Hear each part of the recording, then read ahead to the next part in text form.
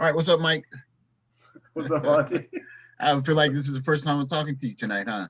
Yeah, getting some deja vu. Getting some deja vu. Yeah. So you mentioned that you took interest in Amanda Gorman's inauguration poem, right? Yeah. Yeah, the poem and some of the fallout Yeah. that sort of has cropped up because of it. Okay, so you're speaking about the BBC article, right? Okay, so Yeah, I mean, just there have just been a number of different news sources about translation of it and into multiple languages, and so whether this so this is the article you're speaking of. Why did why a white poet did not translate Amanda Gorman? Can you see my screen? yeah, I can see it. I can see it. Okay, beautiful. Okay. So first, we'll take a quick look at the poem itself, right? So, Sure.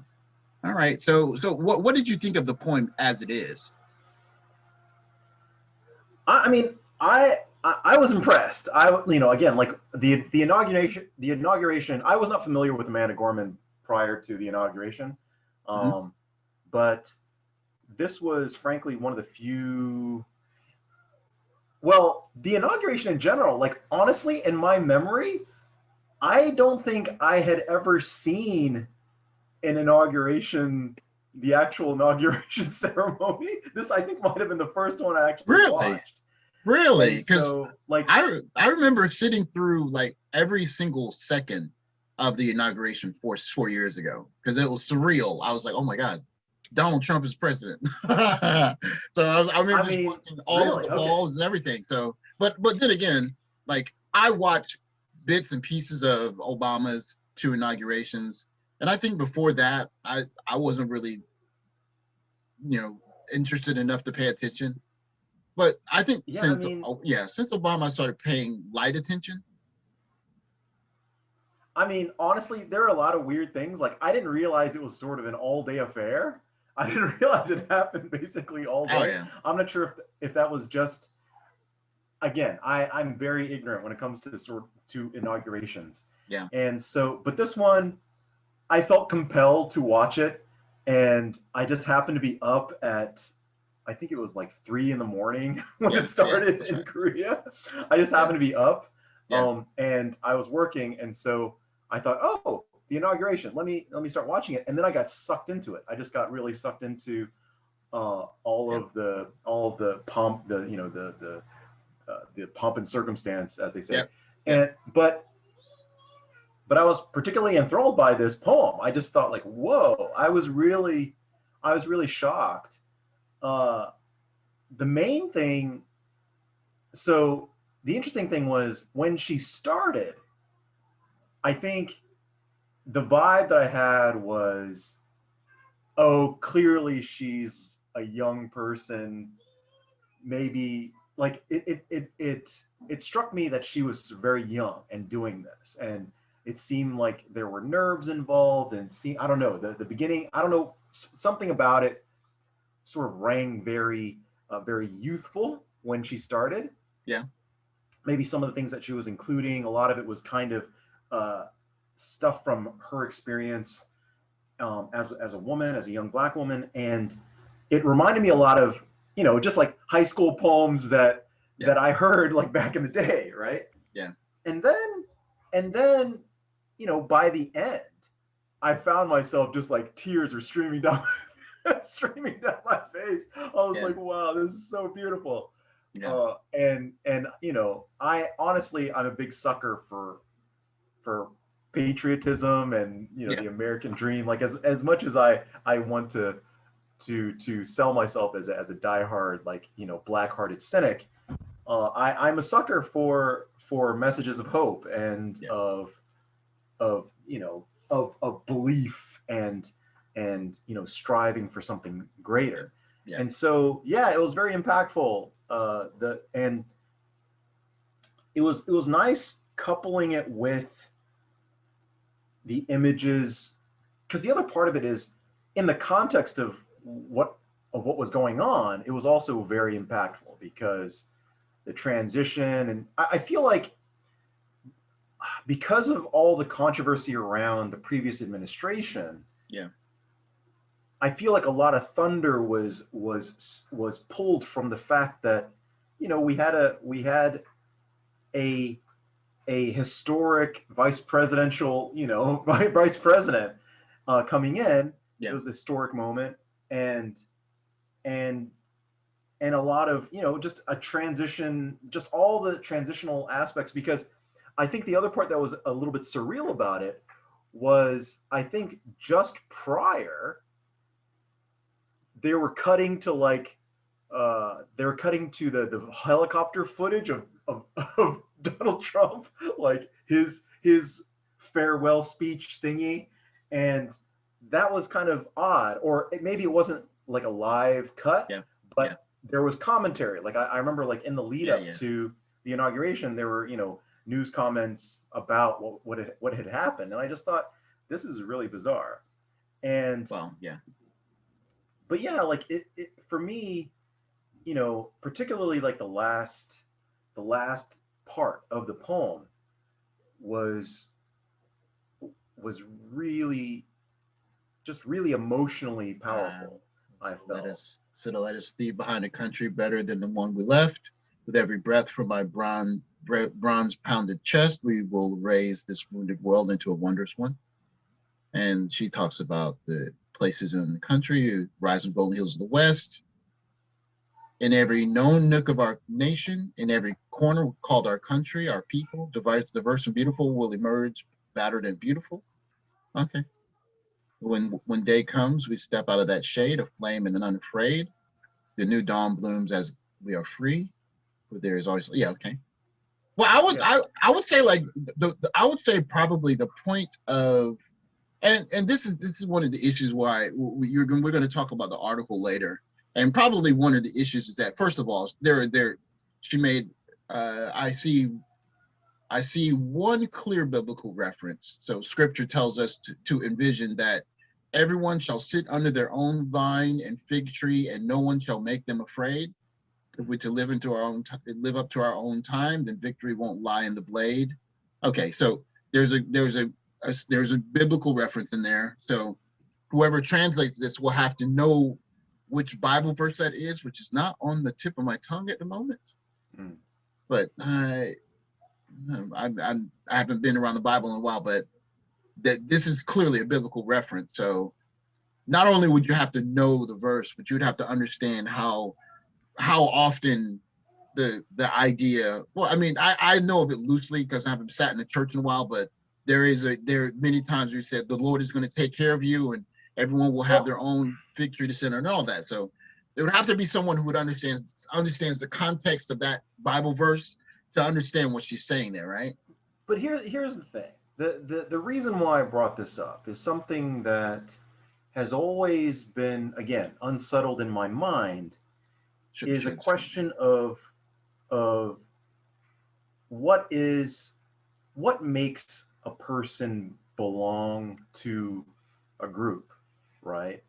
So, like, for example, like what are the criteria for inclusivity? You know, what allows for passing? Because, like, for example, it's odd to me.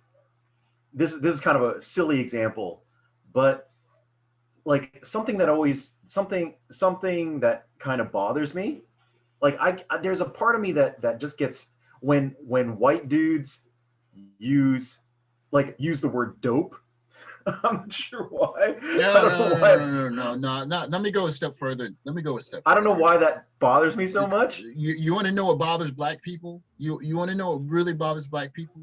When you see far right pundits on Fox News talking about what Martin Luther King would do. Hey. For sure. But come on now. But here's the thing. I know. So for me, that's an example from my life that really bugs me. But I don't really have a rational reason why it irks me so much. But it just reeks of disingenuousness to me. But I don't know. Like it's just an emotional response. I don't know. It's totally irrational, right? But it's interesting because on the one hand, you have a guy. Maybe you have a guy that you know like that grew up who well. So here was the thought experiment that I always thought was interesting was when I went to China for the first time. Like I was very keenly aware of foreigners, because Yeah. being in China was the first time I felt, even though I'm not Chinese, the first time like my sort of my I felt relaxed. I felt like a level of relaxation I had never felt before, because I never realized that being in the US, growing up in the States and being not white, there was a tension that was always present that never fell for me until, at least not in my conscious mind, until I went to China and suddenly I was surrounded by other, Asian looking people. And suddenly I just felt this measure of, of sort of anonymity and it just sort of relaxed me. And I was just like, whoa, oh, so this is what it means to kind of fit in. Oh Like yeah, really, to it was a belong, really to bizarre belong. thing. Yeah, to belong. That's right. And so, but so on top of that, I had this keen sense of sort of seeing foreigners, right? Whenever I saw them, it was kind of like a reverse shock where I was just like, oh, it's a white dude, it's a black dude, or whatever. And so one of the interesting things I encountered was I remember seeing like two really young black kids. I think they were siblings, I'm not sure. But they were running they ran by me and they were speaking perfect Chinese to each other. And I was just like, whoa, that's pretty cool. That's really good. I was just like, hey, that's really neat. And I wondered, like, because the other thing is in China, there is kind of a very thick racism. There's a very thick anti-Chinese racism where it's just like, or pro-China, I should say pro-Chinese and like racism, where Yeah, yeah. there's a huge condescension for people that can like they praise people really highly for people that speak really bad Chinese. They're just like, wow, they're so shocked that you're able to. This was back in the day. I don't know if it's still like that, but like 10, 15 years ago when I was in China, like people were always sort of shocked, like, wow, you can speak some, I don't know how sarcastic it was or whatever, but like it always read to me as very condescending, where it's just like, wow, you can order food. And it was like, yeah, I've been here for 5 years or whatever.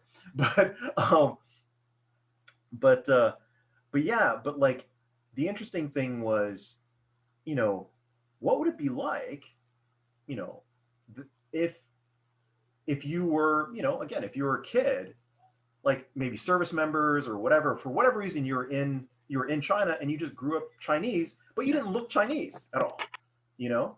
And whether your experience as a Chinese person is authentic, would you ever belong in that society if you didn't look Chinese? Yeah. Even though culturally, you grew up culturally 100% Chinese.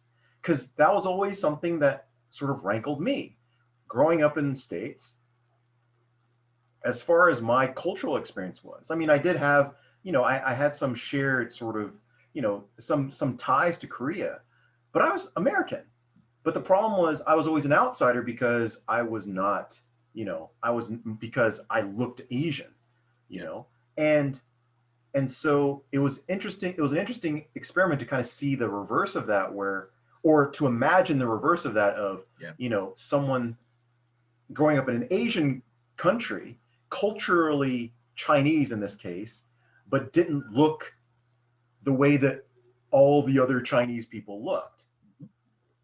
And I won't go into like how like regionally you can see a lot. There are a lot of physical differences, regionally within China. Yeah. So it's but for the sake of argument, we'll just kind of call Chinese people sort of monolithically Chinese, But that was the thing. So it's just like, okay, but that always was an odd situation or something I couldn't really wrap my head around, because I just thought like,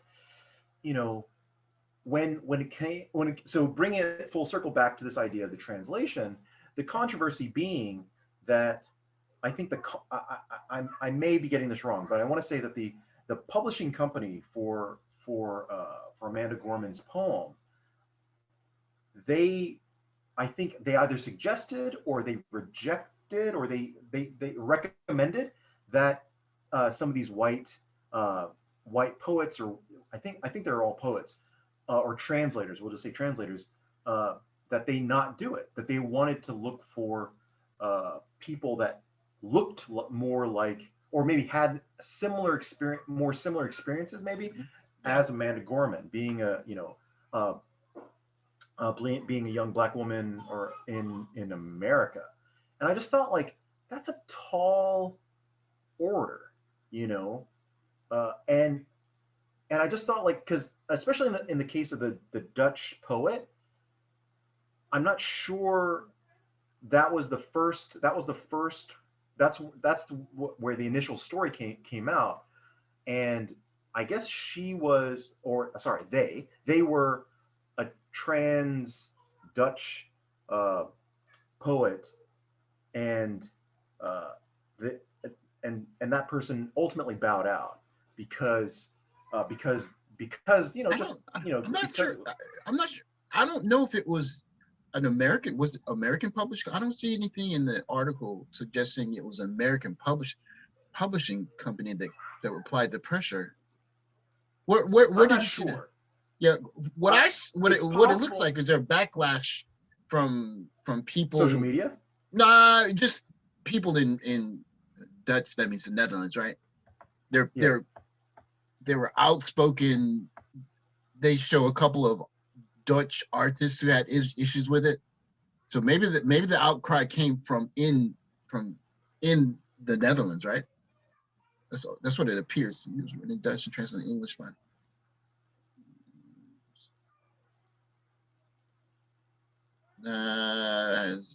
ethics. Yeah, this looks like the issue is inside of the Netherlands. Translators served as a bridge between. As a matter of fact, let me share the screen. Share the screen so we can take a quick look through this article. Okay, so you can see the article. That's right. So why you see it now? So why the outcry? Oh, there it goes. Oh, now I see it. Yeah. So incomprehensible. In opinion, policing I cannot read. Volkskrant newspaper, the journalist and the university suggested instead of going for someone like Gorman, who is a spoken word artist, young and poly, instead going for someone I see. I'm not saying a Black person can't translate white words and vice versa, but not this specific. Okay. Do you know about slam poetry? Have you heard it before? I know of it. Okay. Yeah.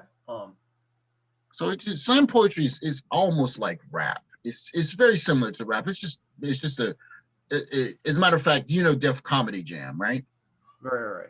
You remember the poetry. So there was a version of this for slam poetry, right? As a matter of fact, I think Dave Chappelle did it one time, and it was actually really funny, but very serious. But yeah, but there's just a cultural element to slam poetry. Okay, so what it appears to me, translator service bridge.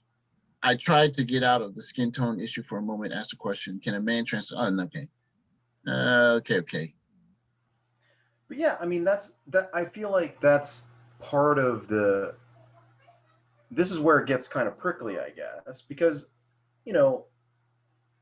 people can do research. Like people should not, like, again, I don't know what the larger, there could be, within this specific story, there might be, like, this could be very specific to this story. But the larger issue that I was curious about is this idea of being able, of authenticity. Like, what is it to be a member of, a group, how can you be accepted? Why some people are accepted, why some people aren't, why some people can pass and why some people can't. Yeah. And I wonder why at least in this case, I'm not sure, like we said, maybe it's ambiguous in terms of what forces, pushed, these poets or the translators away from being able to do this. But it seems odd to me, like, that this was an issue at all, because again, like, regardless of who brought it up, I just feel like it seems like kind of like a self-own, because on the one hand, maybe you just want to, it brings some notoriety, more notoriety, I guess, to the poem. Yeah. But in and of itself, but why not? Why? I mean, it just seems like an odd reason to have a controversy. It's like, why not have just a professional translate it? Because it's not like someone, you assume that they're going to do the work in terms of research, try to find out, like, again, maybe there's a performative aspect, maybe there are nuances of X, Y, Z. It's kind of, it's like, I think I saw a podcast recently, or I heard a podcast recently about someone making the statement, like, if I learn a language, I want to learn it from someone who, I think, in regard to this issue, they were saying, like, look, if I'm going to learn Japanese, I want to learn from a Japanese person. It's like, you don't go to a whatever, a Spanish speaker and learn Chinese. And I was just like, why not? You could be you can be from wherever and be able to speak really. I mean, that's the thing for me. Like, that goes to the heart of the issue, is that, like, why not be able to learn a language from anyone who can speak the language, regardless of, like, whether they grew up with the language or not. Yeah. And sort of as a sort of secondary thing, like, teaching in itself is a skill. So you could be a native whatever speaker and just be a terrible teacher. Well, that is an issue with education here, with how they teach. But with all, I mean, I think one of the issues that makes this so complex is that there are several issues all coming together here. I mean, of course, one issue is, the American presidency and how important it is, and so especially how important it is to, American Black people that, you have a Black vice president. And then you have this young poet making a very, beautiful poem. And there are two interpretations of the poem, right? Like, there's a way that this poem is interpreted by, regular, white Americans, but this poem is interpreted totally different from Black Americans. So therein there is a difference there, and because of that, okay. So explain, well, first of all, like, I mean, I'm trying not to get too deep, but the Black experience in America, you have to remember that English wasn't our language. It was kind of a language that was forced upon us. So because of that, Black Americans have kind of used English in a different way. So of course you have Ebonics, but you also have this way that we just have this propensity to make the language rhyme. Like anytime you hear, I mean, you can go to James Brown, you can go back to wherever you want to go with it. Like, if you hear a pastor, right? Like, I don't know if you've ever been to a Black church or not, but like if you ever hear like a Black sermon, especially like in a Baptist or Southern like church, right? Who'll start talking like, I would like everyone to open their Bibles to such, and then he'll have like a crescendo, and then the crescendo, like, and the Lord said, I'm coming to see ya, but not just come to see ya, but I'm coming to be with you. So you hear like there's like a little rhyme in the way that they just kind of ways that they play with the language, so that it kind of fits. It's very musical. It's a musical and a rhyming nature. So there's a part of that that's kind of encompassed in songwriting, lyrics, and rapping and poetry. And it's like, why did she use this word and not this word? And like, if you kind of understand how, especially for people that are like high end, like poets and like who pay attention to, you know, song lyrics and how song lyrics are written and stuff like that, you say, oh, she used this word to set up this word to set up this word. So like you'd have to have someone who could understand all those intricacies to translate a certain way. That's what I'm saying. But that speaks to kind of what I was, it's kind of connected to what I had mentioned to you before about white dudes that say dope, is that the guys, the specific white dudes I'm talking about are music critics. And so a lot of times these white dudes, they talk a lot about, you know, Black artists and how they grew up listening to all this music, even though, you know, they're kind of, as far as I can tell, background, they were preppy, white, rich Boston kids, went to really nice schools, became music critics, and, you know, they're good at their jobs, they're good at analysis and all this stuff, but they use, maybe, I'm speculating, but I want to say that they layer in some of the musical and lyrical qualities of like Black music into their speech. And I'm just like, you didn't grow up poor, you didn't grow up Black, you didn't grow up, you know, like, so that's part of my resentment of these white dudes. Like, and again, it could be like, I also just, I hate white dudes in general. Like, or Mike, this is going to be on YouTube, Mike. I'm kidding. But the thing is, it's like there is that question of authenticity. It's like, look, I am not debating that they are much more knowledgeable about the music than I am, especially, but they're probably more knowledgeable of the music than maybe the average, you know, Black person, right?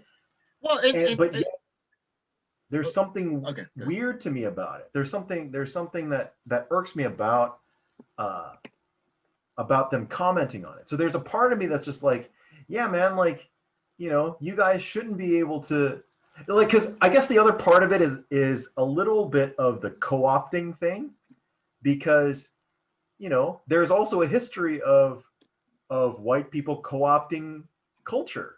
You know, especially Black culture. Not a small bit of history either. Right. And that's the thing. And so it's like, sure, like, you know, rap didn't become mainstream until X, like, you know, until, you know, this white artist did this. You know, rock and roll didn't become mainstream until this, you know, whatever. Well, you know what the first blues. You know the first rap single that went platinum, right?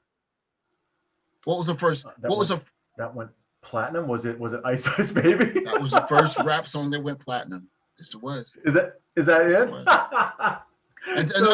Let's go. Let me ask you another question. Do you know the first rap song that went gold?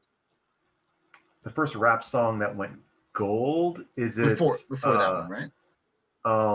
You Got a Right to Party? Is it Beastie Boys?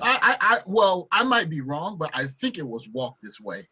It was that Aerosmith and Run DMC. Oh, the Aerosmith. Oh, sure. The Aerosmith, Run DMC. But that's one of the interesting things about America. Is it? But it's a double-edged sword, right? America. I mean, America. It's a double-edged sword because America thrives on penetration. But America thrives on Black innovation. Like American culture is Black culture. It just simply is. I mean, look at music. You look at music. You look at dance. You can look at sports. What you could go sports, whatever. But like, right? You look jazz is Black. Like if rapping, you look at modern American culture is Black culture. Like that's the thing. It's almost always been so. Like I'm not sure. I haven't sort of analyzed it, but I wouldn't doubt it. But like that's the thing. Yeah. And so there are three things that are fascinating about it. So number one is, and this is something we may have talked about in the past, but something that's so fascinating to me about Black culture is that it's wholly manufactured. Like it's basically it's a culture that was wholly manufactured, by a people in America, isolated from all other cultures, it had to be invented, created by this society of people that were, you know, displaced and just forced to just kind of live. Like, I mean, Yes, you know, you look at the it wasn't immigration. We didn't immigrate, new textbooks. It wasn't immigration, and it was just like, look, okay, all of you, oh, hey, you're free now, but you have no history, you have no connections, you have nothing.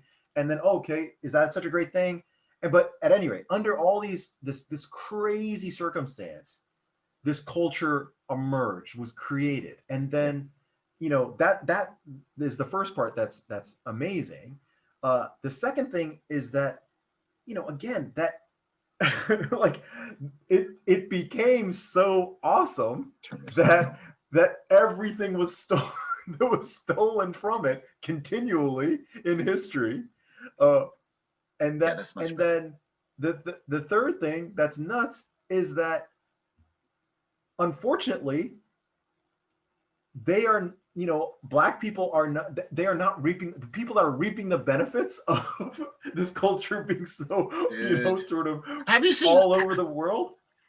Have you seen not Black people? Have you seen the movie? What's the movie that the Black Panther guy? What's his name? The one that just passed away. Chadwick Boseman. Yeah, Chadwick Boseman. Have you seen the movie he got the nominated the Oscar for? It's gosh dog it. It's Ma Rainey's Black Bottom, right? Have you seen I have not seen it. I have not seen it. But that movie addresses. I don't know anything about it, frankly.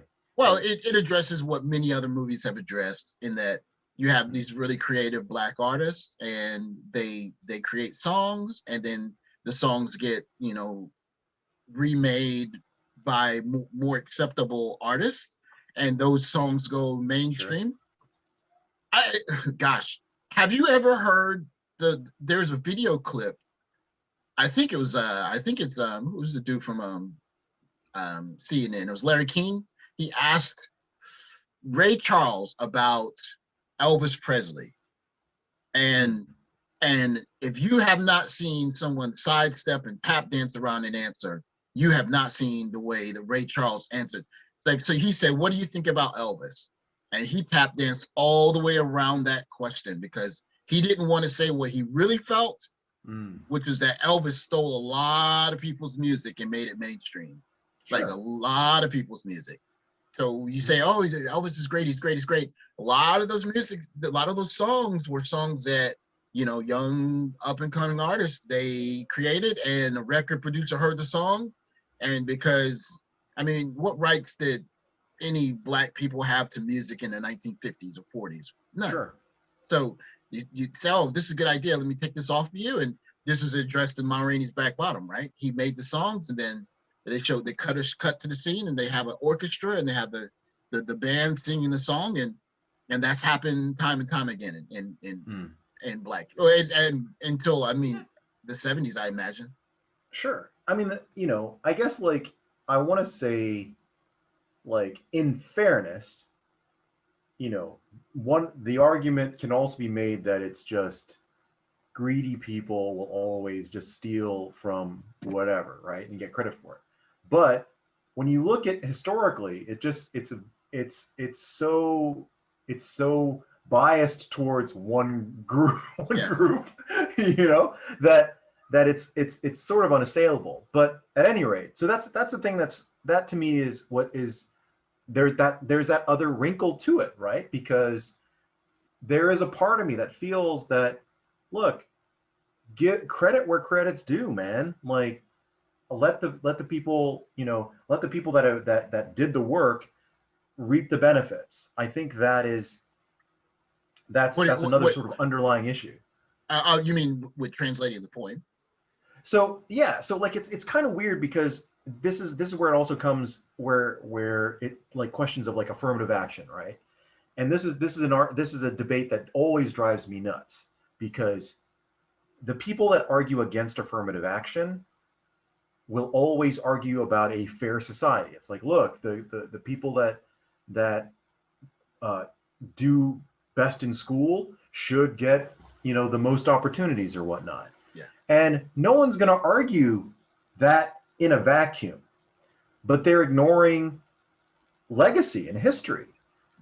just among many other things. But the first thing is just the history. It's like, to me, what I feel like a lot of people, you know, again, when we talk about nuance, ignore the fact that if you are playing, it's if so with the analogy, there's often an analogy with a Monopoly game. If you play Monopoly and, you know, one player is not allowed to buy any property, Yeah. doesn't have any money, and the other 3 players buy everything up and have all the money, and then after 10 turns, you're like, okay, now that first player, you can start buying stuff, and here's some money. That's right. It's a fair game now. Is it a fair game now? Like, no. Like, you know, the other 3 players already own everything and have like a huge advantage of money. So just because the rules have changed now, so that like the player is not handicapped anymore, doesn't make it a fair game. And so it's just like, and there are a lot of layers to your what you're saying here, and this is kind of an issue with successful people in the Black community now, right? So you see how people resent people like LeBron James or people that have the audacity to speak out on social matters. Remember, in your analogy, like I mean, even I'll look at my family, okay? Like, you can go back 4 generations. My great grandfather, my grandmother's father, he had a very large farm, okay?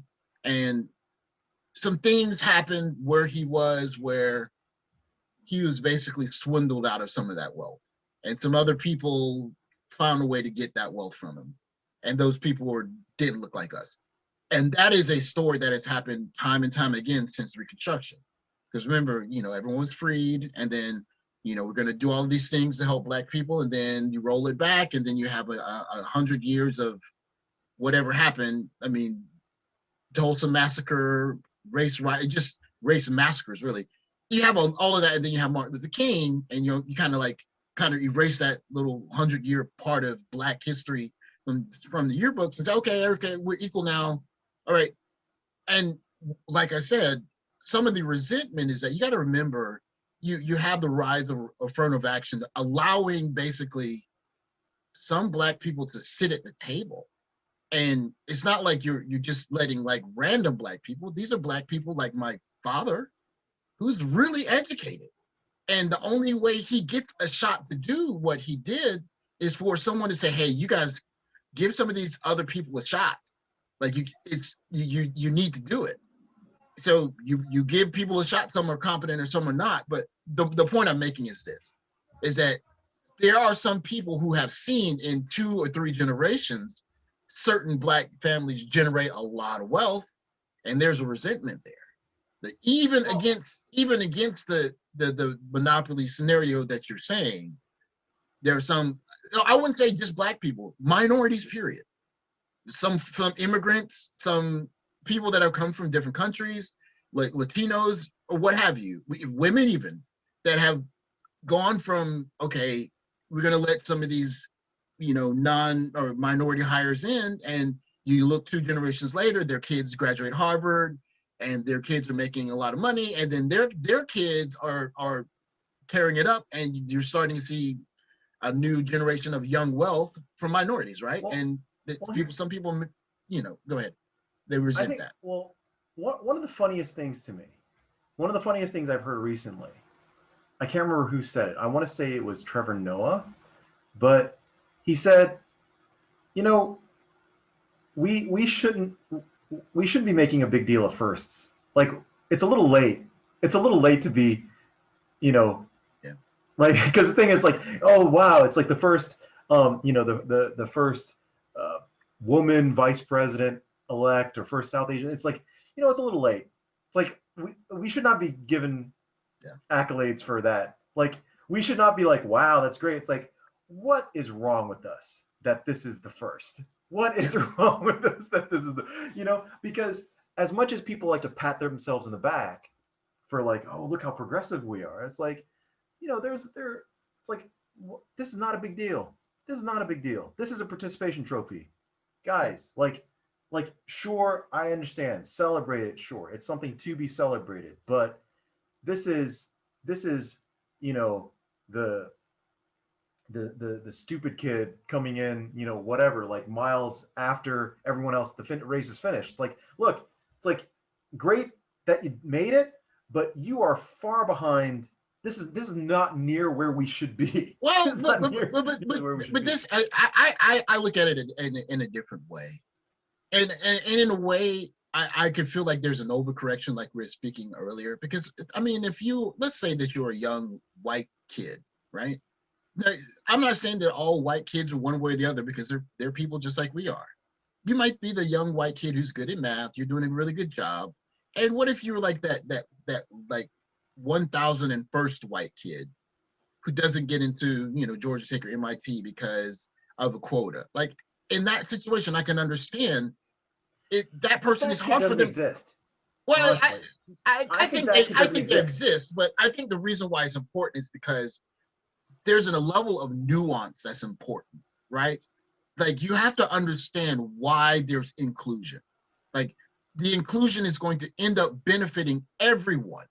Like there's a net benefit to not just saying, you know what, we're going to let everyone, every Asian guy that gets a perfect SAT score to come to Harvard.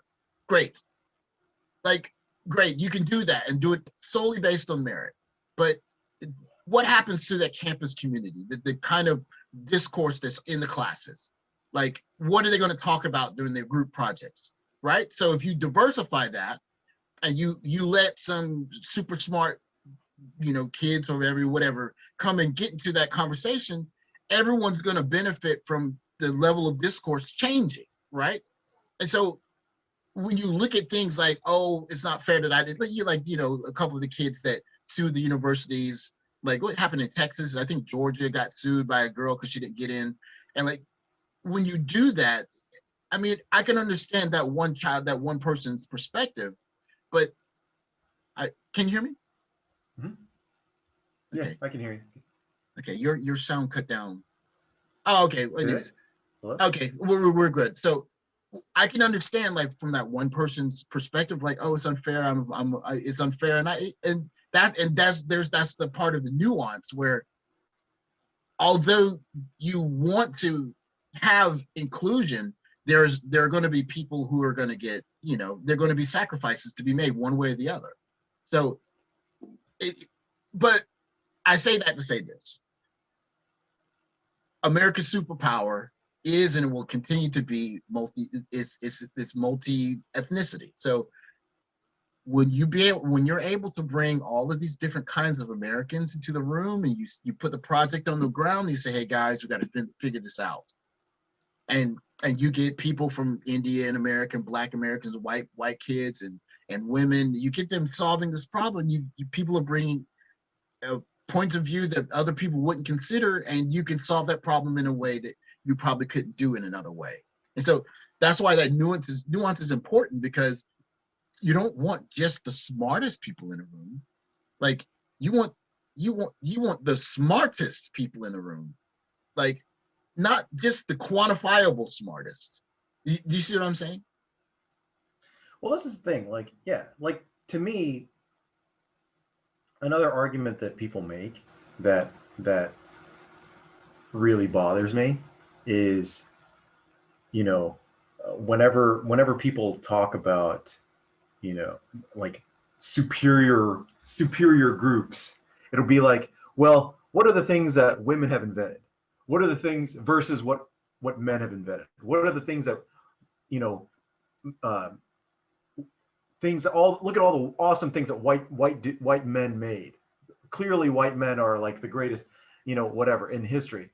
And the thing is, what I think is funny is if you look at and the crystallization of the biggest absurdity in my mind of this is baseball, because people that love baseball, they love the statistics of baseball. It's so pure, and like all this nonsense, the history, you can, whatever, home run is a home run.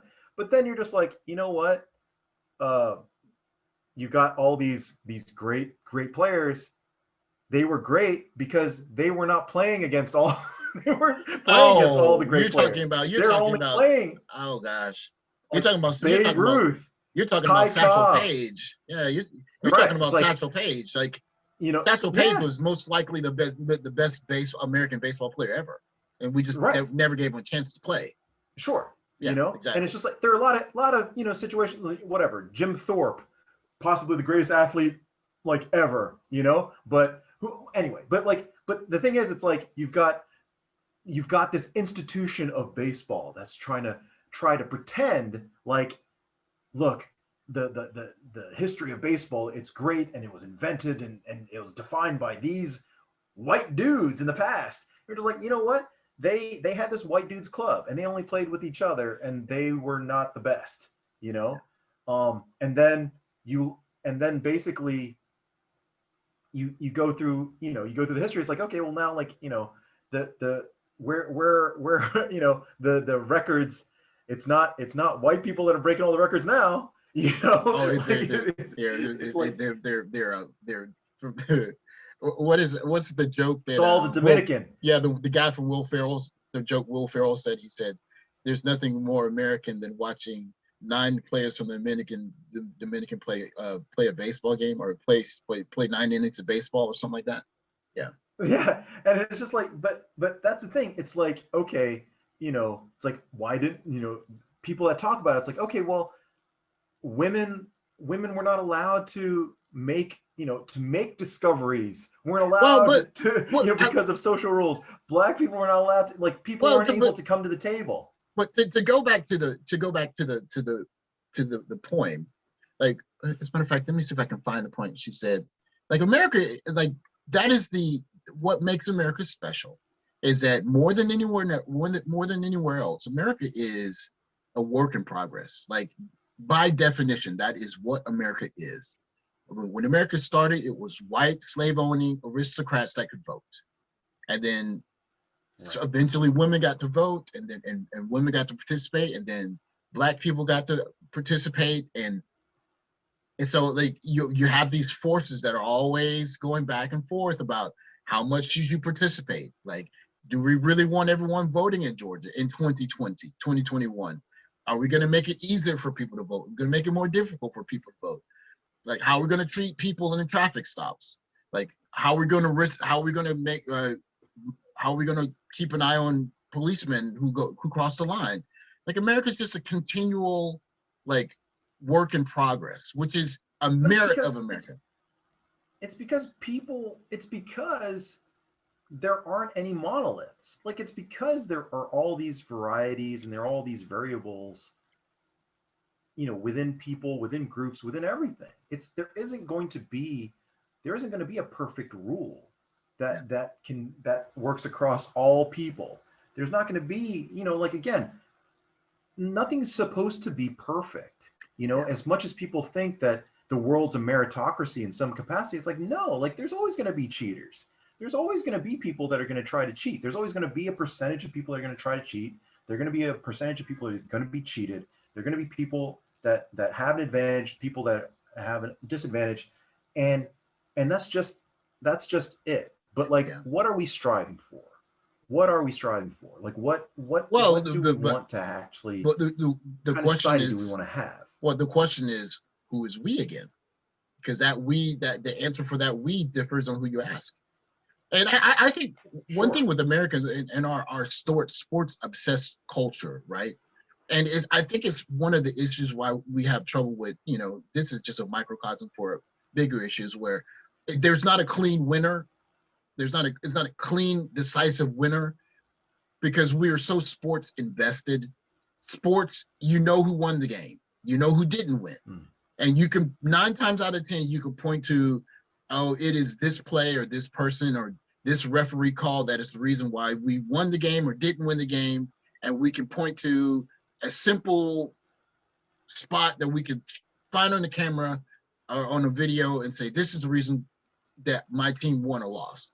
But in real life, there aren't always clear winners and clear losers. You need the nuance. And we are awful. We are terrible at nuance in America. We are not good at it. Well, on top but on top of that, actually, like, yeah, like we've spoken about this too, about the concept of nuance. But another thing that people have difficulty with is systems, because, you know, life is a continuum, Yeah. right?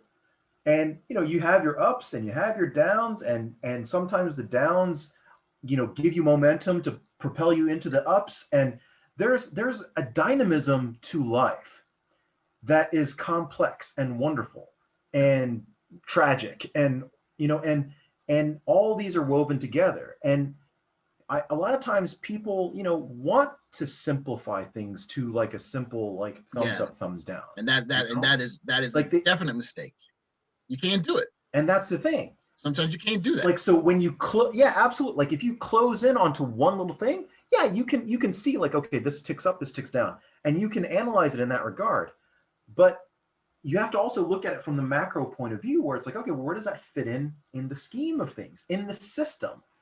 And that's what people, I feel like, struggle with a lot, because, you know, they don't really, it's hard to see what these decisions mean in the scope of a life, what these decisions mean in the scope of a society. What, you know, there are like all these different sort of dimensions to living, and people want to, or maybe, you know, again, they're just either tired or ignorant or, you know, whatever, and they're only But looking at these small I would dots, say these smaller I dots. would go a different direction. I think more people don't get it because they don't want to get it. Sure, I think, well, there's first that of too. all, Americans don't read enough to form their own opinions. Many Americans are having their opinions formed for them. And this is something that I've had to learn.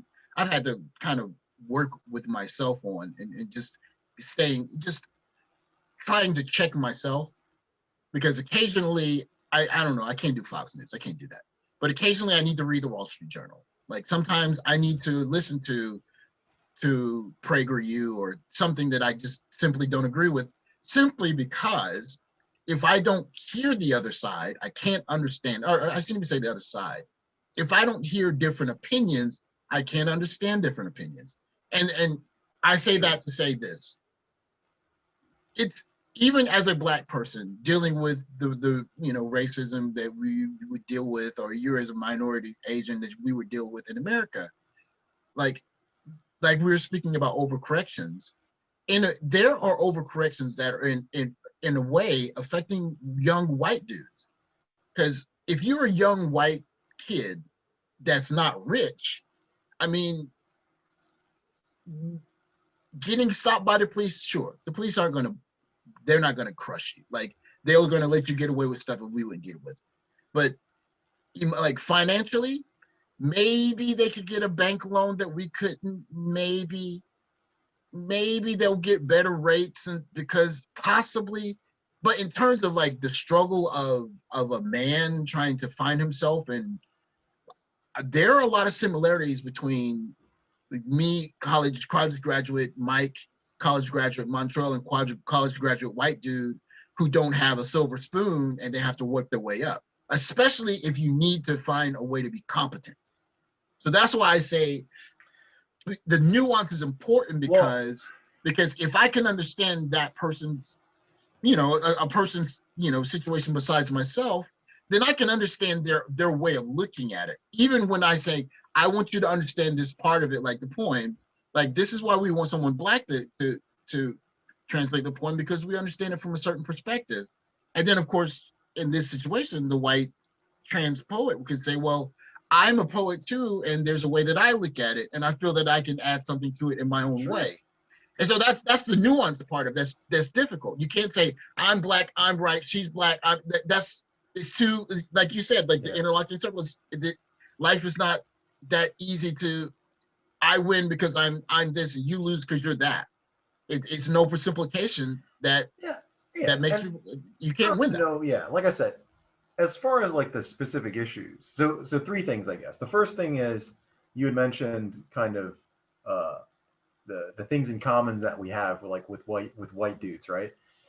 I have zero sympathy for white dudes, even the poor white dudes that live in the world, whatever, because there are I'm not going to go over them, but there are even the poorest, white trash, white dude have advantages that we don't, And throughout my life, I've been reminded of them over and over Oh again. So I'm gosh, just like, as I am in my humble way, I'm trying to be diplomatic, but I promise you, there are some places where I feel you on that. Yes. But the second thing is what I do have sympathy for in terms of poor white dudes is the perpetuation of this idea of white wealth and white expectation can be very debilitating if you are not there. Like, to hear about this story or narrative of all these rich white people that are sort of oppressing everyone else, and you're not a part of that. That's right. Then you're just like, hey, where's my privilege? Where's my thing? Where's whatever? And that sucks. You remember the Chris Rock joke, right? Which Chris Rock joke? He said he's talking about being rich and black. He's like, there's a one-legged busboy in the back saying, I ain't gonna change. He said, I ain't gonna change. He said, I'm rich. He's not gonna change. Yeah, he's not gonna change places with me, and I'm rich. I'm not gonna change. No, absolutely. He's like, I'm gonna ride this white thing a little longer. Yeah. No, but yeah, Chris Rock. But like, but that's the thing. It's like, so there is that aspect. So like psychologically, I can see that there is that, and I'm sure there are a lot of other factors as well. But back to number one, no sympathy. I have no sympathy.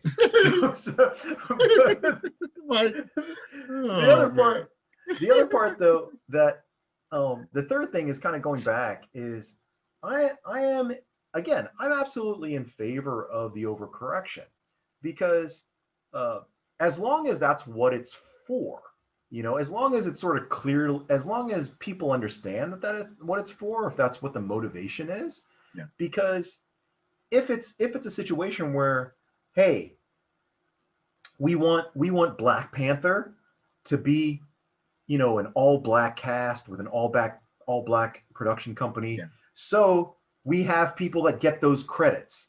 So when they are, in the future with other artists coming up, they can piggyback off of this experience because, and then audience members can see, wow, this was a black director.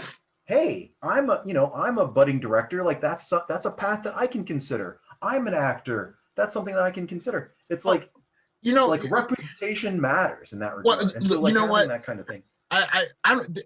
This is a really obscure reference, but I don't know if you've heard of the rap brand FUBU, right? Yeah. Okay, it was popular back when we were in school. But anyways, this is about 20 years ago. He's the guy from Shark Tank. He's possibly. But Gap, they did a commercial, which was a commercial, and they employed LL Cool J, right? And he was rapping about Gap clothes. But in the commercial, he was wearing a FUBU hat, and he said for us, by us, like he was basically doing a commercial for FUBU in a Gap ad. And the reason that happened is because, simply put, they did not have enough diversity on that staff. Because if they had one black person on that panel that understood anything about hip hop, they were like, whoa. He can't do that for us.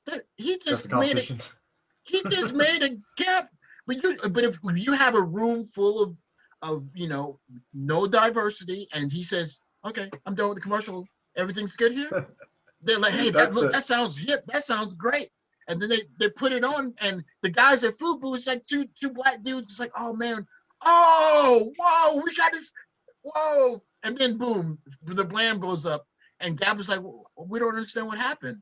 And then people like you don't have any diversity on your advertising staff? What are you doing? So like stuff like that. like there's added benefit to the diversity, right? Like think about like But see, go ahead. but see that no, but And like so what you're just and the what only you're way to get describing that though. the only way to get that is in a way you have to have a little bit of, you can call it affirmative action, you can call it what you want to. You have to have a little bit of diversity, forced or not, for you. I mean, look, can a group full of white people make a movie that Asian Americans are going to love? How can Possibly. they? I mean, possibly. But you know what would change that possibly into a definitely? Put two super smart Asian young hip kids on the director, helping the director as consultants. They're like, oh Yeah, no, sure. no, we don't do it like this. You got to put this in the film. Oh, this is real popular right now. Definitely make sure you put this in the film. And then they're like, oh my gosh, that actually helped. Like, you see what I'm saying? Like that, if you don't have some forced diversity one way or the other, you have these blind spots that you're missing. Well, right. So I mean, that's going back to that original point. Absolutely. Like that's why you kind of have to have these Yeah. that like you said, the forced diversity. You have to kind of impose it because there's a lot of fossilized habits, fossilized institutions that kind of work against it. And so you kind of have to, in order to, you got to break the ground to try to, to make it a little bit more flexible, to make it to make other ideas flourish. But the reason I groaned a moment ago was you described that scenario in terms of kind of like on the side of the man, where it's just like, okay, if you're the Gap executive and you just need to bring in, if you bring in like one consultant, a black consultant, they could have identified that whole idea. That struck me as the Candace Owens, the Stacey Dash, the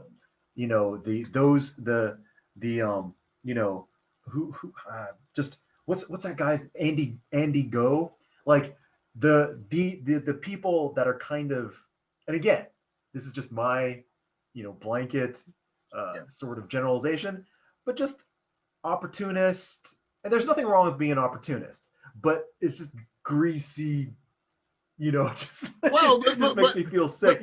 But there's a measure of self-preservation. Tokenistic.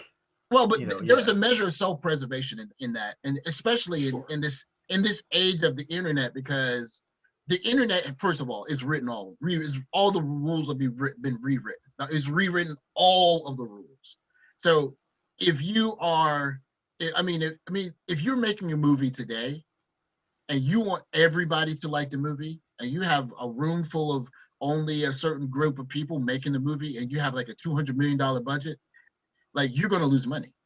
Point blank, you need to have some black people in there. You need to have some down there teenagers in there. You need to have some you need to have some geeky kids in there. You need to have some girls that use that smartphone, or at least understand all those demographics. Because if you don't, you're going to make Wonder Woman 1984, right? You're going to make a movie that costs a bunch of money and nobody's going to want to watch. Like, that's the mechanism, though. That's the thing is, I like that goes back to the idea of systems. Like, I'm all in favor of those systems because, looking at the example of Patty Jenkins, right? So Patty Jenkins, she grew through the indie scene. Maybe she was able to do great stuff and found some cool stuff, got an Oscar for Monster, and then that gave her the shot to do the DC thing. And she was propped up by Zack Snyder and whatnot. And then she got like all the power and all the money, and she got to do everything that she wanted to do.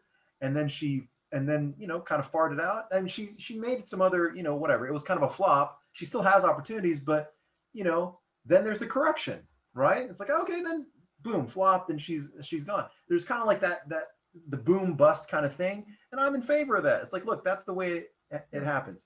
What I'm against is propping her up or propping bad decision makers up. It's just like, no, there's a curve there. There's a momentum where it's just like, okay, you did everything that you thought you wanted to do, and you didn't edit as much as you should have, or did too many like self-indulgent things, and then you lost the audience. Bam. Who again? What's her name? I think the director's name's Patty Jenkins. Patty Jenkins. that made Wonder Woman. Her. Yeah, she made the original. She was the director of the original Wonder Woman, Okay. and prior to that, she was a fairly successful indie director. Oh, okay. And okay. But Okay. but then yeah, and so like with the Wonder Woman thing, yeah, she it's kind of like George Lucas, right? So George Lucas made awesome Star Wars. Like again, it's the weird mechanism of the system and of the momentum, because just like he was poor, they didn't have any money, he had a bunch of creative people around him, he took their ideas, overrode his own ideas because of budget, he wasn't able to do everything he wanted to do, and he had to be creative. He had all these awesome people who were doing creative things, and then they made this, lightning in a bottle, cool trilogy of movies. Yeah. Then he had all the money in the world, and then he was able to kind of do whatever he wanted, and then it was garbage. It was just hot garbage. And then, but everyone just like, no, everyone kept telling him he's a genius. No, he's a genius. He's a genius. And then garbage. The other three movies were garbage. And then, yeah, like that's the thing. It's like, if you, that to me is a cycle, or that's part of the cycle. And then like, what's funny is like the new movies come out, and the first one was successful, and they're just like, oh, great. More of that. And then kind of the same thing, where it's just like, okay, like you said, well, when you're putting a $200 million budget into these movies, or 500, like $500 million into marketing plus production, you can't afford for it to fail. And so unfortunately, you start filling it with all this other garbage, that just goes right down the middle. Instead of making it really cool or making it really creative, you just sort of rehash and just sort of try to repackage things.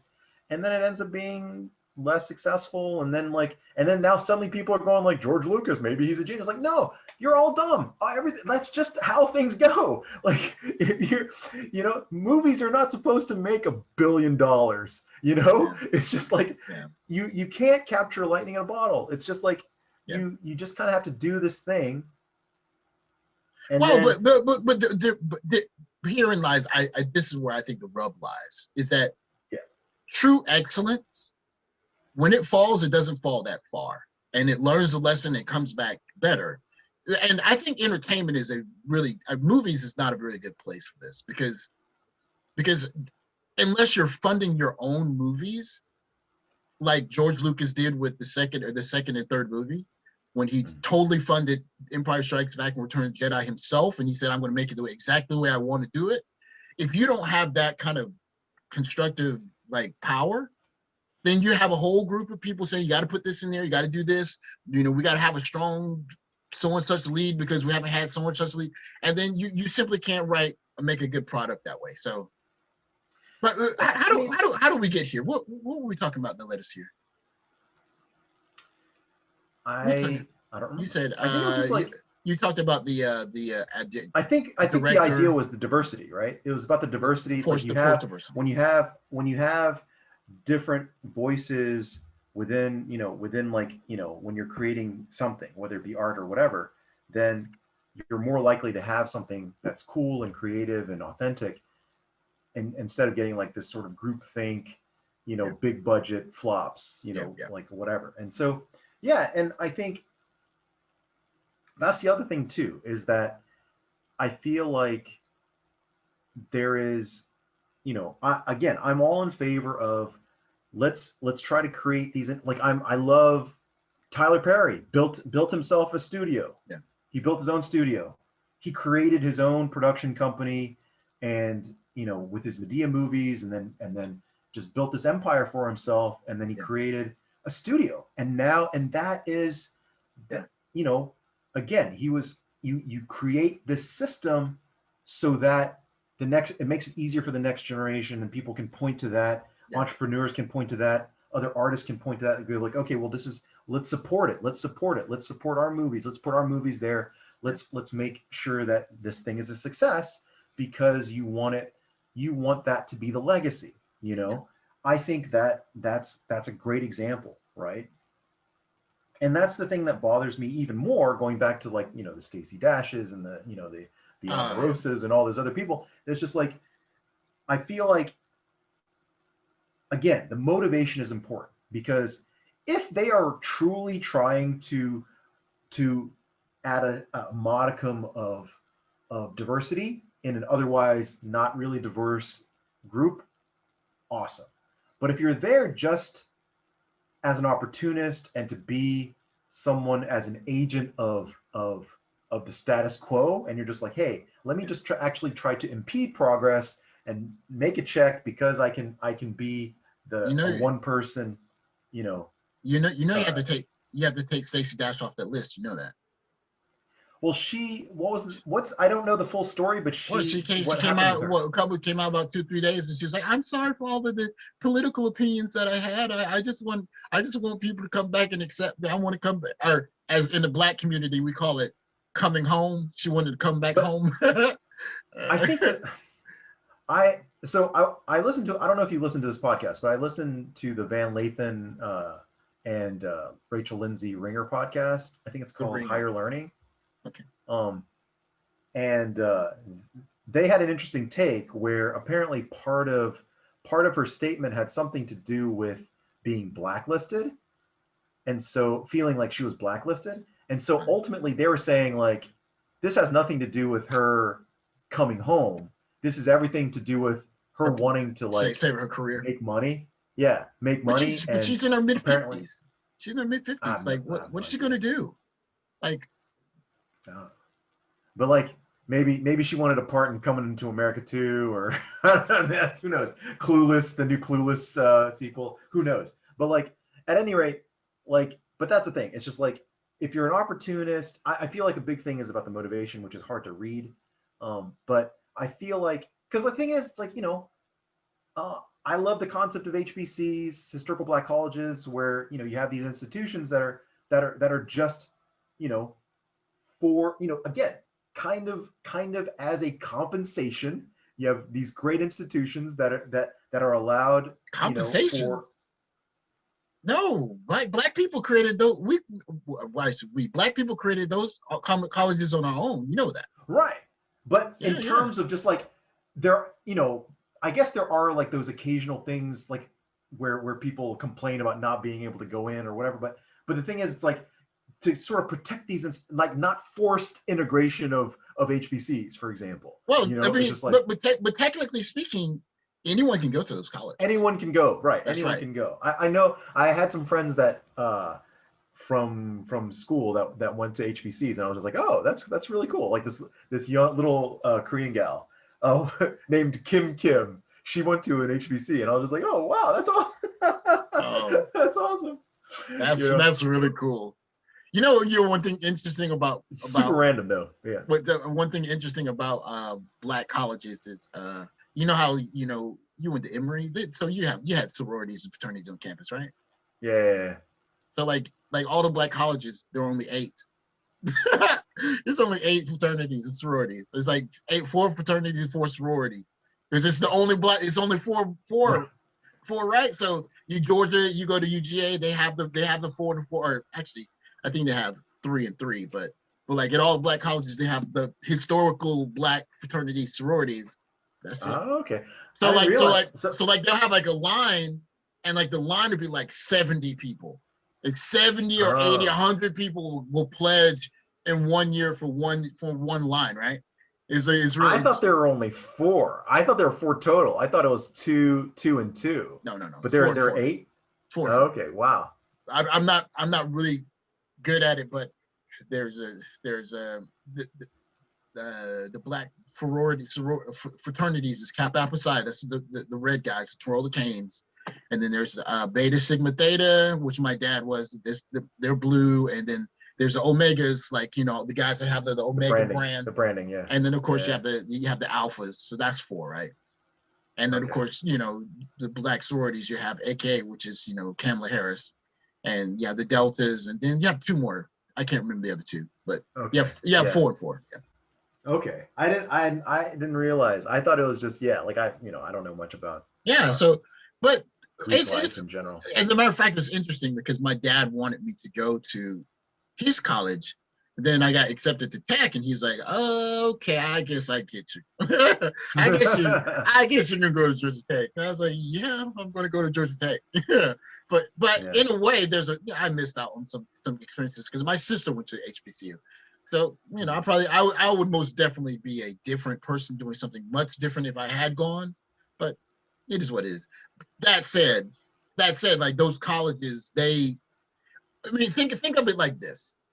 If you are any company, right, and you're looking at all of these black schools, especially let's go 30, 40, 50 years ago in the mid to late 70s, and you're looking at these schools that are generating these pools of educated black people, you're not interested in hiring some of those people for your company? Like seriously. Or better yet, give you a better example, because it's someone who went to school with me, and he's the same age as I am. He goes to Howard, and he goes from Howard. He graduates Howard, and as soon as he finishes Howard, like who has the business school? What's the Ivy business school? Is it Harvard, Yale? Which one is it? I forget which one he went to. The MBA, the prestigious. I think it's Harvard. Maybe they have the prestigious MBA program, right? Harvard business, yeah, it's pretty popular. Yeah, so like I think like as soon as he finished Howard, they were like, come on, we have a spot for you. Come on, right here. And like he comes out, he does that, and boom, JP Morgan's calling. Like, come on. And like those are people that have their eyes on guys at Howard from the beginning, eyes on people at Tuskegee and at Morehouse and Spelman. Like, yes, that person, we want him. And that has nothing, that's not affirmative action. That's just the market. Like, we want the best guys so we can win. Like, because at the end of the day, these companies want to win, and you win by getting the best human capital. What's the word for it? Human talent you can possibly get. So you get some. Well, that's what. Yeah, I mean, that's where some of the forced. I mean, that's what pays off, right?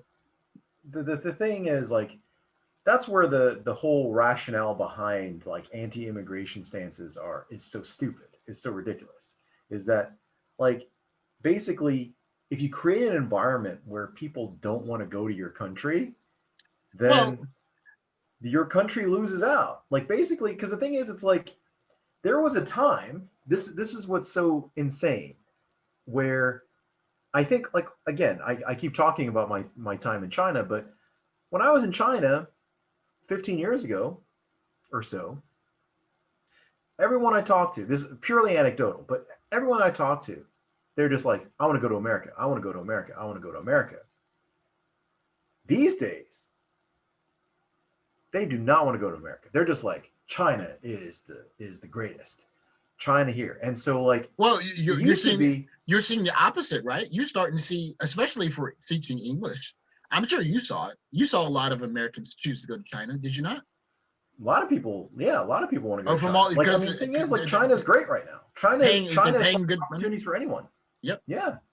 So, like, the thing is, and that's the thing that's what is so sad, is that's what people have sort of, again, I feel like people that don't travel too much don't really get this sense, don't understand that dynamic and how important that is. The whole idea of, like, brain drain, that was such a huge advantage that the U.S. had. Yep.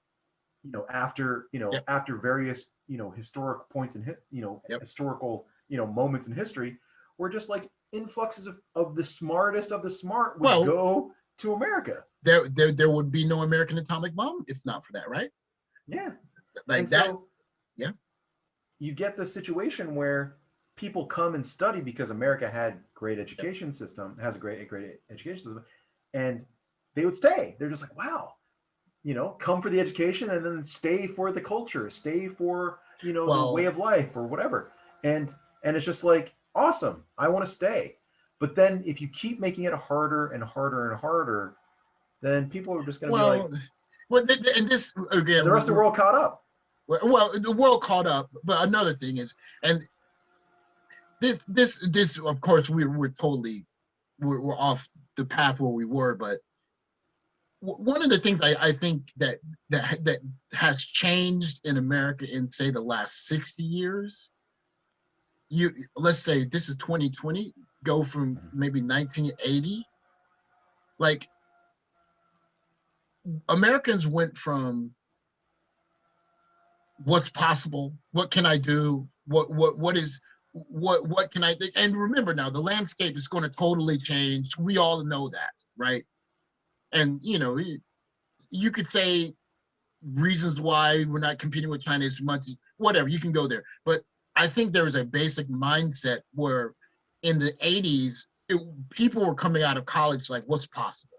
What can I do? Like, where can I go? What is there to be created? Like, where can I make the money? And I think because we had that much, for lack of a better term, comfort, like the 90s were a very comfortable time for America. I mean, like in our generation, a lot of people our age grew up very comfortable. Like this is what I'm owed. I'm supposed to have a big house. I'm supposed to have 2 cars. I'm supposed to have a good job because I'm an American and I want security. I don't. So in that change, you kind of see some of the people in our generation and lower, like you see all of this wealth around you, you feel like, well, I'm American, I deserve it, as opposed to what's possible, right? And that's where immigrants come in, because they come in and they're hungry. Go ahead. So I have a hot take. I have a hot take for you. I'm curious to hear what your thought about this is.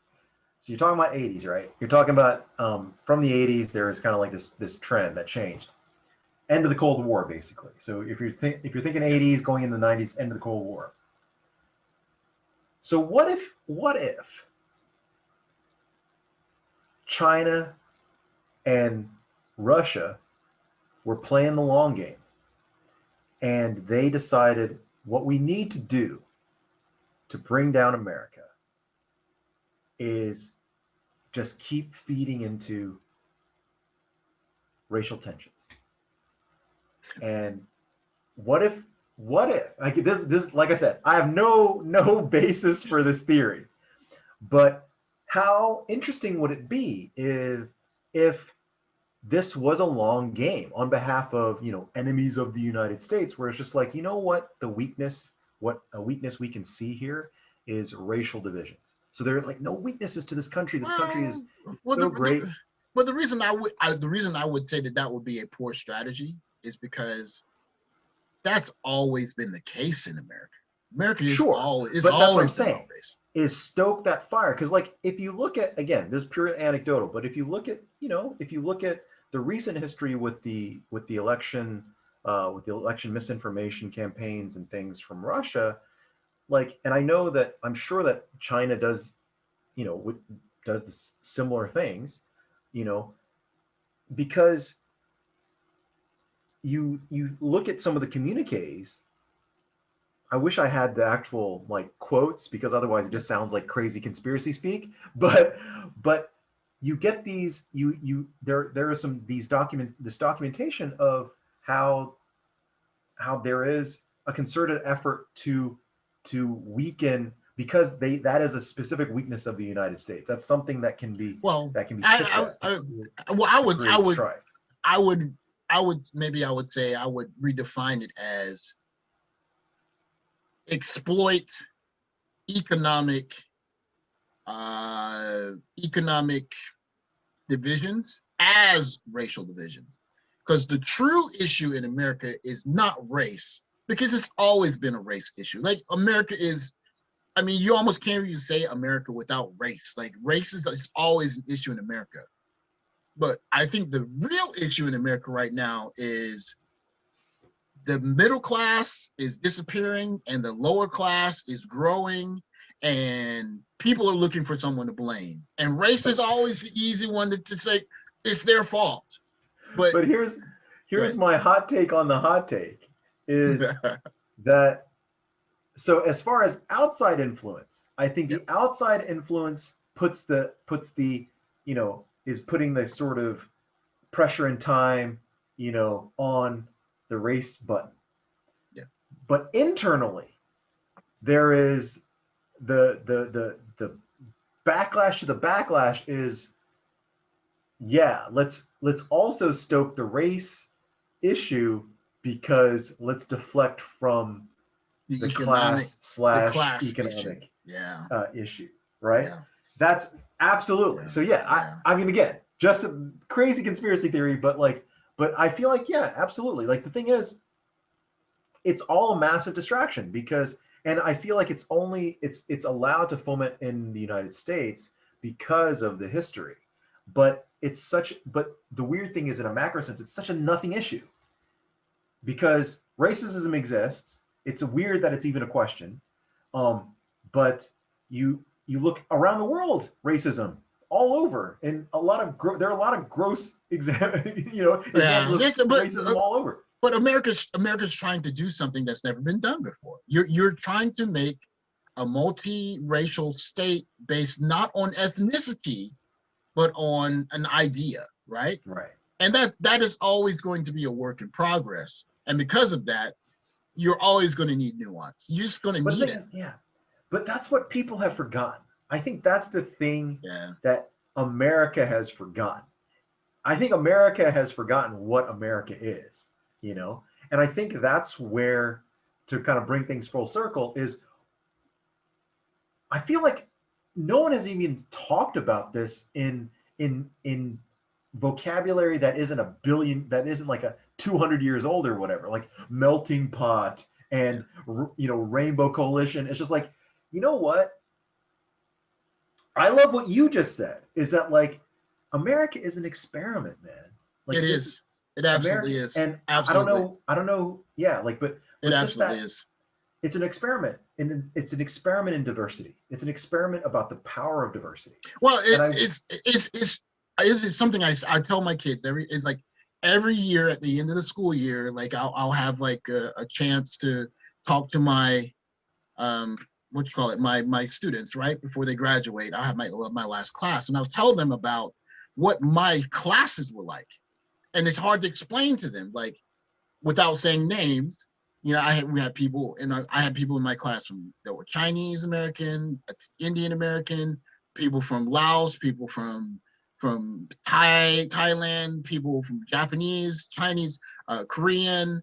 You had people from everywhere, and I'm trying to explain this to this class of all kids that are the same race, have the same color hair, same color eyes, and like, hey, in this environment, I looked at the class list, and when I was 14 years old, I saw Japanese, so I took it. And so trying to explain that idea to kids, like, hey, you're learning English so you can connect, because when you connect, what's out there is something that you can't even imagine yet. And that's what happened to me when I was your age, right? So again, that's only one place that can happen. Yeah. So that's like the magic of America. And the sad part about seeing how America does, on this pendulum, is the pendulum swinging forward and having some racial progression, and then you have the swing back where we're progressing too far, and it's not fair. They're getting too much. I'm not getting enough, and that kind of thinking is just America. It just always goes back and forth between those two. But let's bring it. So that goes back to the most beautiful part to me of Amanda Gorman's poem, is that we have to be brave enough to be the light, to be the sort of beacon, like it takes bravery. It takes courage to be that symbol, to try to act as that ideal. And I think that's what America needs to do. That is personified in which Americans? Which ones do you want to name? It's personified in Crispus Attucks. I'm trying to go through history. It's John Brown. It's I'm trying to think of people. Frederick Douglass, I guess. There's a long list of people that say, "Hey, man, I'm not going to live long. Martin Luther King for sure. Like, I'm not going to live long having this position, but to move and to be honest, America's not moving America forward. America is moving mankind forward, because this nationalism is cool, but like when the aliens come to America or come to Earth and say we want to take your planet, I don't think they're going to really care which country we come from. Yeah. Like we're thinking we have anal probes for all of you. Like, and I think that's the other part. I'm really glad we had this conversation, because like, to me, just that point has opened my eyes to the fact that the anal probes. The anal probes, man, like that is because the aliens aren't going to care. They're not going to care. You know, like, I'm from America. They're like, okay, listen, you have 2 arms, 2 legs. You're an Earthling. Can you guys beat us in war? No. All right then. You guys have a hole that we can stick this probe into. We're just gonna. We don't care which country you're from. You're from Earth. But like that's the thing. It's just like this idea that I feel like the loss of identity as a nation, I think is so interesting to me. Like I had never really thought of it from that point of view, where America itself has sort of lost its identity.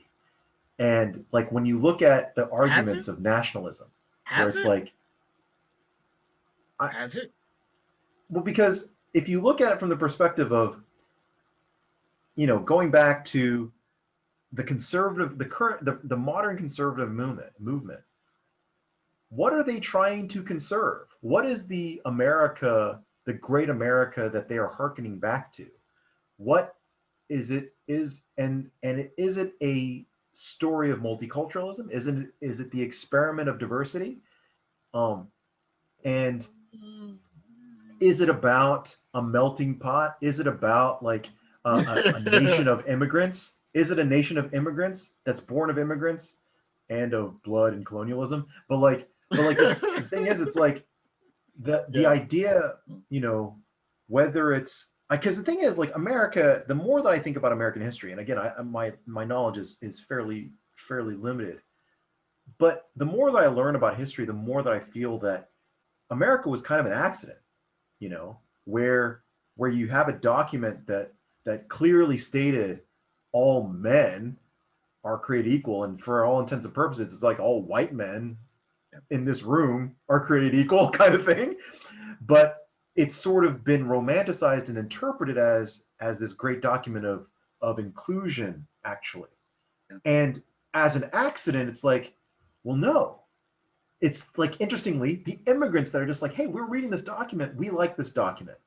We like this whole idea of all people being equal. Like, wait, we see on all men. And we actually just meant white men. Like, no, you got it wrong. You got it wrong. Actually, it's all. Well, remember, some of the greatest discoveries of mankind are accidents, are they not? Absolutely. And so that's the thing. And so I think, you know, again, looking at America from the perspective or through the lens of it being an accident and through it being an experiment, I think is amazing. And I think that is part of, I feel, you know, it's interesting how it's sort of crystallized in my head where I'm just like, oh, it makes sense now.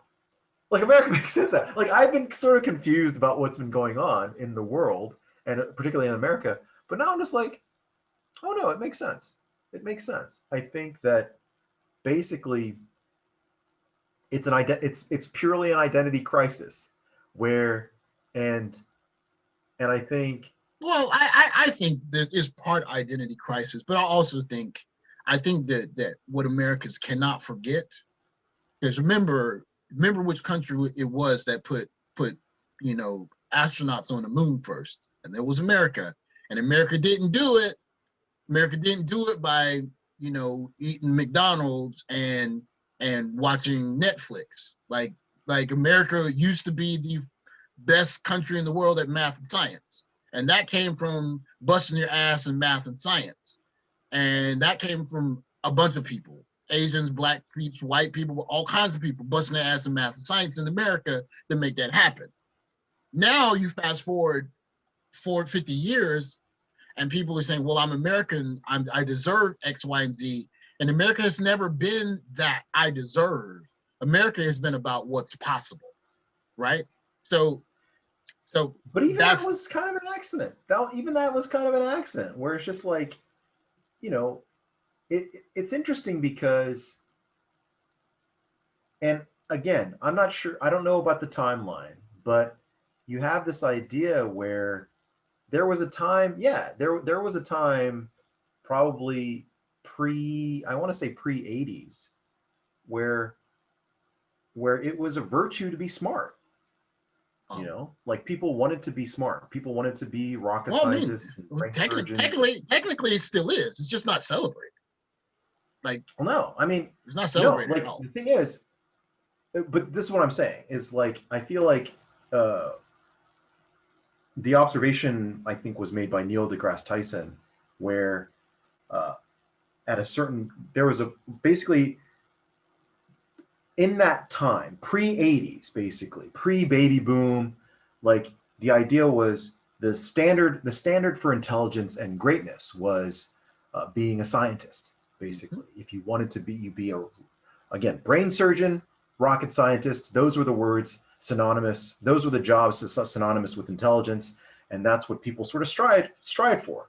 And the idea of science is always looking into the future, looking at what's possible, and striving for doing impossible things or doing impossible things. Doing and making. Yeah. Right. And then there was a switch. There was sort of like and I'm not sure what this was predicated on, but ultimately in the 80s, it started to be about money. And once the smartest minds turned their focus into making money, finance, then the second thing, that was the first barrier that fell. Then the second barrier that fell was, hey, I can actually get rich now. So forget about the future. Forget about my kids and my grandkids. I can get rich right now, and I can do whatever I want. And then suddenly then you have baby boomers. Yeah. Then that's the thing. That's like this two-fisted sort of kind of transformation of the country. And this is just in my own head. I don't know if this is, but like as far as I can tell, just anecdotally, that was the 1-2 punch. Number one was, you know what? Let's make some money, and let's make that money right now. Yep. You know, and that was kind of like that's what kind of turned things in the States. Yeah, and one of the things that scares, and I'll make a point or two before I have to go soon. But one of the things that worries me a little bit about like the American economy rebound is that because you have so many people that are looking for ways. I mean, do you know what OnlyFans is? Have you heard of this? OnlyFans? I have. Like, can you imagine if you had a daughter in America? Can you imagine how scared how scared would you be? Like if she has a friend that's making $15,000 a month on OnlyFans and she's like, Dad, can I do it? No. I mean, but my point is, I say that to say this. Yeah, you're opening up a whole other can of. Okay, so I say that to say this is that because you have this whole way of thinking of how can I make as much money as I possibly can today, there's no like plan for like, let me create some kind of invention or some kind of idea that's going to change this segment of this business that can make my family wealthy, but will require years of investment from a time and resource standpoint. Like, no, I can do so and such. I can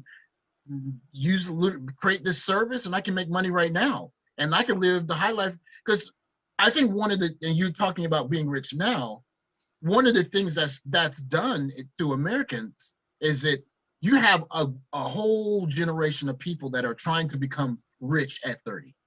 Now, how can you be rich at 30 with what can you create in your 20s of lasting value that can make you rich? Like, certainly you can do it in America, but can you create something of lasting value in your 20s? A couple of super smart people, yes. But the great majority of people that are becoming millionaires before they're 29, they're doing media, they're creating, it's service stuff. It's I'm going to give a bunch of people something that they want that I can give them at minimal investment cost, right? And that's a great idea for 1 or 2 or 10 or 15 or 20 people getting rich before 20. But when you have a whole generation of kids that are focusing on stuff like that, it's just, I worry about what kids in China are doing, because they're not doing that. They're not doing that. Like, yeah, I mean, like 29-year-old kids in China, some of them are doing that, but they're not doing that. They're learning how to make stuff. So you need to go. So, but what I will say is, I think, like, to kind of try to put a button on things, I think that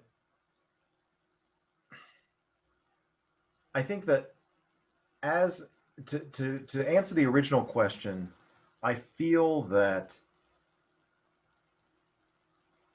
people ultimately should just be able to just focus on the work. Focus on the work. Just do the best work that you can do, and not worry about, you know. So here's my thing. Immediate financial return. Well, here's my thing: is let people try. So before, like, don't knock them down before the effort's made. Like, if the translation comes out and then it's clearly like, hey man, this is not taking into account the history, the lyrical nature of what, or the background or the nuance, all this stuff is lost. After, let the person do it. And then if they suck for whatever reason, you have the conversation happens based on what is there, as opposed to getting into the habit of destroying things or not letting things happen before it even happens. That's right. Like, and so, like, if someone I agree with that. Someone comes in, because that's the thing that for me, I feel like, is the lesson, where if I'm the kid in the classroom and some corny looking white dude comes in and he wants to talk about, like, black music, I'm going to roll my eyes until I listen to him for a while and go, oh, actually, this corny guy knows what he's talking about. Well, that is in essence, that's Eminem, is it not?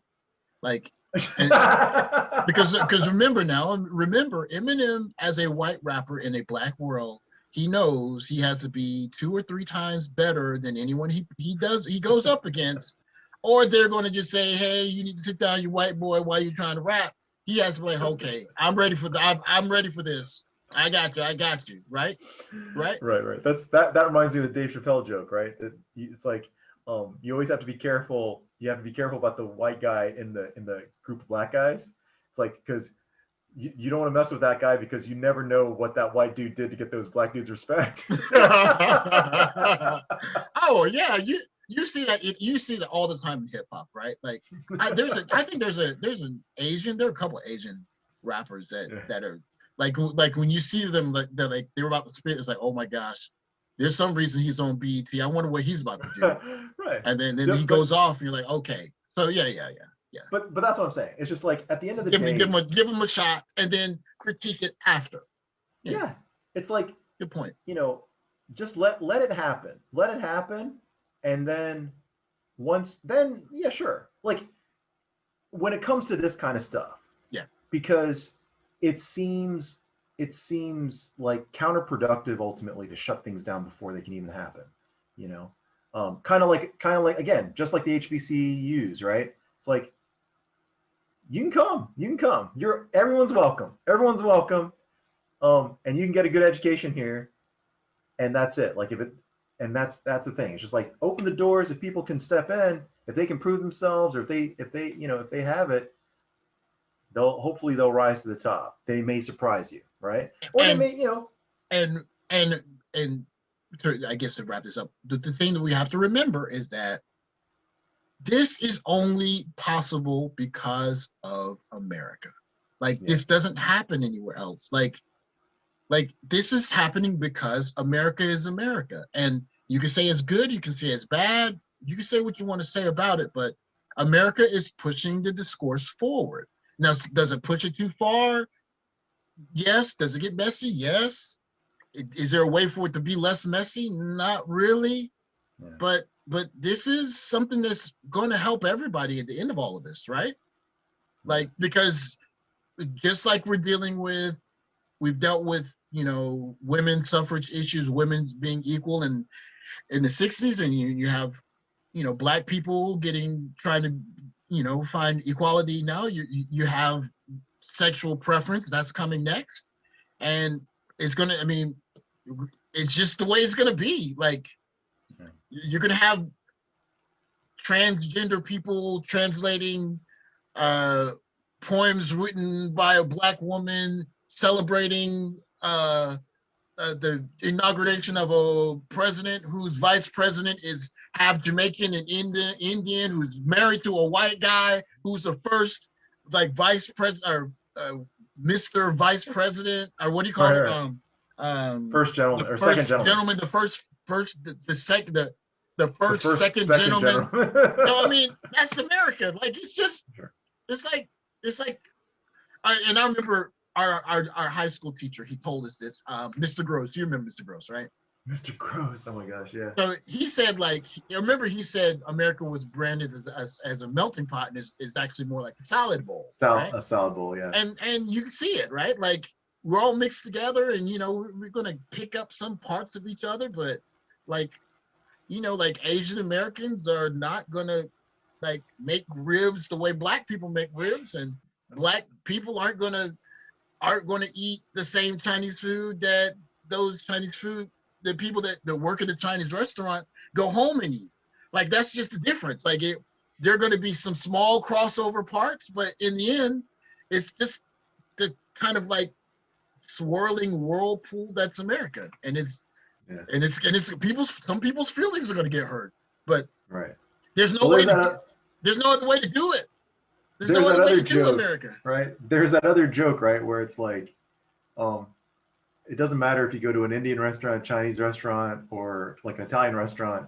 Chances are it's a Mexican person making your food or whatever. That's funny, because I worked as a waiter right after I got out of college as a second job, and man, listen, you could say what you want to say about immigrants. They work, and they work hard. They work hard, and they don't complain about it. And that's why all of these restaurants, you go to a restaurant in America, like a high-end restaurant, and they have the dishwashers and the cooks and the line cooks. They're most likely they're Latinos, and they're working hard, and they're not complaining about it.